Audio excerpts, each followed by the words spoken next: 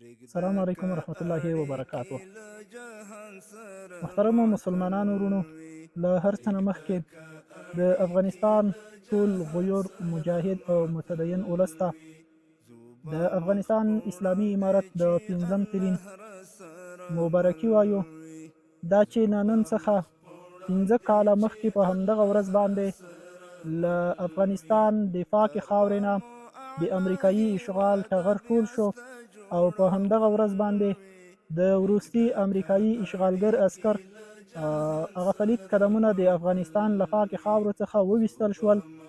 نن په افغانستان کې هغه ورځ را رسېدلې ده چې په دغه ورځ باندې د افغانستان نه د کفر او د کفر د غلامانو ټغر ټول شو او پر ځای یو بشپړ اسلامي نظام قایم شو.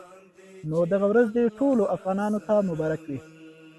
دغه ورځ ټول افغانان باید ډیر په میړانه، په یووالي او په اتحاد سره ولمانځي او ټول افغانان باید دا وښیي ټولو دنیا ته چې امریکایان د افغانستان نه وتلي نه بلکې ویستل شوي دي. امریکایان موږ د افغانستان نه د یوې هوکړې په ترڅ کې نه دي ویستلي، بلکې په زور او په جرأت سره موږ د افغانستان نه ویستلي دي او د افغانستان پاکه خاوره مې د دوی د فریدو قدمونو نه پاکه کړې ده. نن افغانان په هسکه شمله، په هسکه غاړه په افغانستان په ټوله ځمکه او په ټوله جغرافیه باندې حاکم دي. د افغانستان بشپړ ولکه د افغانستان د اسلامي امارت د مجاهد ولس په لاس کې ده. هیڅ اشغالګر او خارجي او نه کومه جبهه نه کوم پردی فعال هغه په افغانستان کې هیڅ قسم واک نه لري او د افغانستان یو لویش ځمکه هم د افغانستان اسلامي امارت له ولکې نه وتلې نه ده، بلکې ټوله ځمکه د افغانستان اسلامي امارت تر ولکې لاندې ده. ټول یو ملت دی، ټول یو نظام دی، ټول یو مجاهدین دي، ټولو ته یو د امیر المؤمنین شیخ صاحب فرمان یو امر دی. په هغې باندې ټول راټول له وزیر نه نیولې تر والي تر عسکر او تر قمندانه ټول په یو فرمان باندې راټولېدونکي دي او د یو فرمان منونکي دي. هیڅ بغاوت، هیڅ تفریقه او تبعیض نشته. د شمال سړی په لویدیځ کې وظیفه او د لویدیځ سړی په شمال کې، د جنوب سړی په شمال کې او د شمال سړی په جنوب کې، دغسې د شرق په غرب کې او د غرب په شرق کې د افغانستان په حدودو کې هغه وظیفې ترسره کوي. هیڅ نیوکه، هیڅ اختلاف نشته. څوک که اختلاف کوي هغه به لومړی سمې لارې ته راوستل کیږي.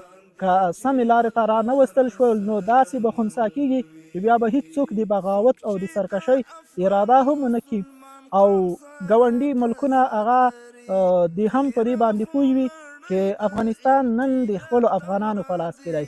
نن افغانستان د اصلي واکدارانو په لاس کې دی. هیڅوک د دې جرأت نشي کولی چې په افغانستان باندې برید وکړي او یا د افغانستان ځمکه تر خپلې ولکې لاندې کړي. که چا د دې جرأت وکړو چې په افغانستان باندې برید وکړي نو داسې جواب سره به مخ کیږي چې په تاریخ کې به بیا یاد ساتي او بیا به هیڅکله په افغانستان باندې د برید جرأت ونه کړي.